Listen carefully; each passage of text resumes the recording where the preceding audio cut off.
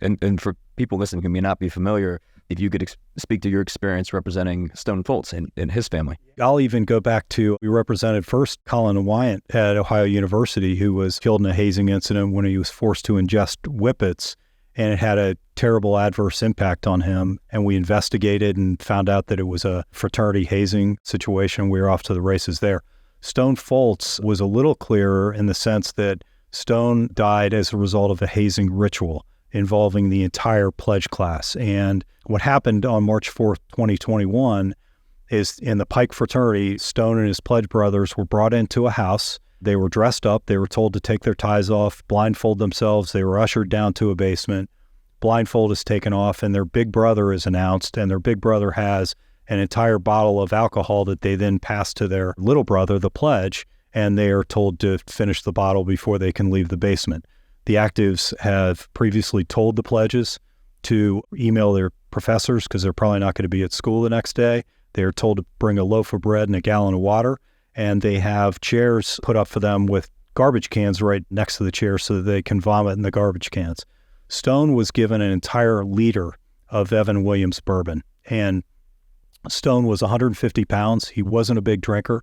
He had confided to his mom that he was really worried and nervous about the event before it happened. He had Googled how to drink a large amount of alcohol in a short period of time. I think his strategy was to try to get it over as quickly as possible, to try to rip the Band-Aid off. And at the same time, he's being told by his active brothers, right, that they're going to take care of him. He's going to be safe. He's not going to feel too good the next day, but everything's going to be okay. He does it, and within a very short period of time, he's incapacitated. We have video. He just looks terrible. They're making fun of him, by the way, at the point in time that he's clearly going downhill. They then drive him home to his apartment, put him on the couch, face down, with a trash can right next to him, and then they leave. A half an hour later, his roommate comes home, and Stone's in the last moments of his life. He's having trouble breathing. His roommate begins CPR. They get the first responders there. They get him to the hospital. When he got to the hospital, his blood alcohol was 0.394, and he had less than 9% of his brain activity available to him. He was effectively brain dead. And what his mom and dad, who, by the way, were 2.5 hours away, they had to endure that drive all the way up to Toledo, Ohio, knowing that their son was probably not going to make it. And for the next 3 days, they sat at his bedside while doctors got his organs healthy enough to harvest to donate. Stone got a driver's license when he was 16, not because, like most of us, he wanted to drive, but because he wanted to be an organ donor. And they sure enough did that. He donated his heart, lungs, tissue, went to 132 different people. An amazing job was done around the organ donation. But imagine that. You're sitting at your son's bedside for 3 days simply because we're trying to get his organs healthy enough to give to somebody else. And Stone's parents made him a promise. And I've made a promise to Stone through his parents. And that promise was that they would never leave him alone again. They would never forget him. And that's what this whole mission to end hazing is all about. And it's interesting hearing this. Maybe I'm so far removed from college, but I'm listening to this and I'm thinking, what the hell are people thinking? It's senseless. And part of the problem is that every single year, it's got to get a little more challenging for the people that come along, right? I went through it, so I got to make it a little tougher for the next person around. That's the reason I've called for an end to pledge programs across the country. They're antiquated, they're archaic. There's absolutely no purpose for a pledge program anymore. And that's where all these deaths and injuries are occurring because there's an imbalance of power. The actives have something the pledges want. The pledges go through a process. At some point, they become invested. And they're so far down the path, there's no turning back. And think about it for a second, too. These 18 and 19-year-old kids are on a college campus. They're living independently for the first time in their lives. The last thing they'd want to do is quit something they started, be maybe shamed on campus, and so on and so forth. And so I think we need to eliminate pledge programs if we want the Greek system to survive. Because, in my view, one more death on a college campus in this country is too much.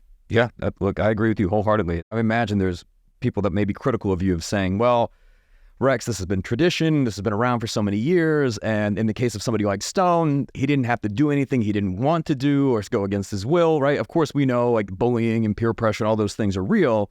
but how much of that falls on personal responsibility versus somebody else? Yeah, unfortunately, I think people who say that just don't have an understanding of what happens. I don't think there's freedom of choice here. If there was freedom of choice, Stone would have walked away from the entire situation. As I said before, I think they're in a system. They're being told they're going to be fine. They're being told that everybody's done it before them. And like I said, I mean, I think the reality is, and one of the things that we're trying to teach people around the country, I speak at universities everywhere with the Fultzes and with the Wyants to educate people. The reality is you very well can die or be injured, particularly with the administration of alcohol and drugs in the pledging process. And so it is important to walk away. The other really important thing about this discussion is that laws in states across the country are being passed today. There was one in the state of Ohio. It's called Collins Law after our client at Ohio University, Colin Wyant. Unfortunately, that law didn't pass until after Stone's death. So the Wyants had tried to get that through, and for some unknown reason, it just stopped. I personally believe there's a lot of ex-fraternity members that are legislators. But when Stone died, it gained tremendous support and went across the finish line. What it does is it increases criminal penalties for acts of hazing that lead to death and serious injury and to a felony. So kids in the state of Ohio that do this, and there's a serious event, are going to spend 5, maybe 10 years in prison. It also requires transparency. So universities have to disclose fraternities and sororities that have been complained about, that have had hazing situations, suspended, reprimanded, etc.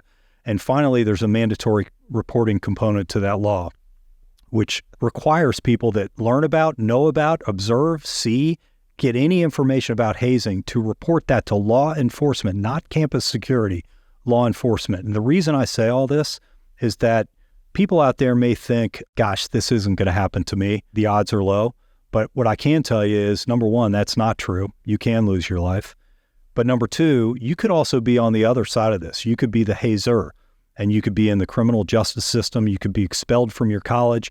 Your life could take a left-hand turn very, very quickly if you haze on college campuses. So I think that's a really important message, because we focus so much on the person that's been hurt or died, but I think there are really severe bad consequences for the hazers as well. Yeah. Is there anything that other people can do to kind of help move this cause forward? Yeah, I think first of all, parents, you got to educate your kids. And I said, we've spoken at colleges all around the country. And when a hazing death happens, people say the kids aren't listening. I couldn't disagree with that more. I think they are listening. I think they just think it's not going to happen to them.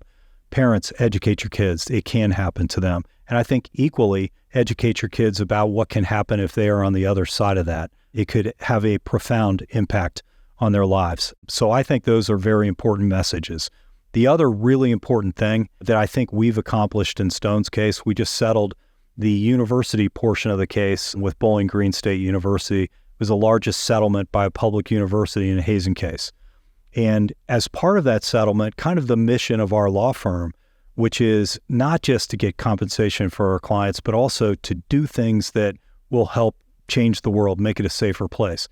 One of the items of our settlement with Bowling Green was that Bowling Green is now going to partner with the Fultz family to engage in Greek reform in an effort to put a stop to this, not just on Bowling Green's campus, but hopefully on campuses throughout the state and around the country. So I think it's really, really important for universities to get involved and be way more proactive on the front end. They do a great job after somebody's died of expelling students and punishing people in the whole 9 yards. You got to start working harder on the front end to make sure this doesn't happen.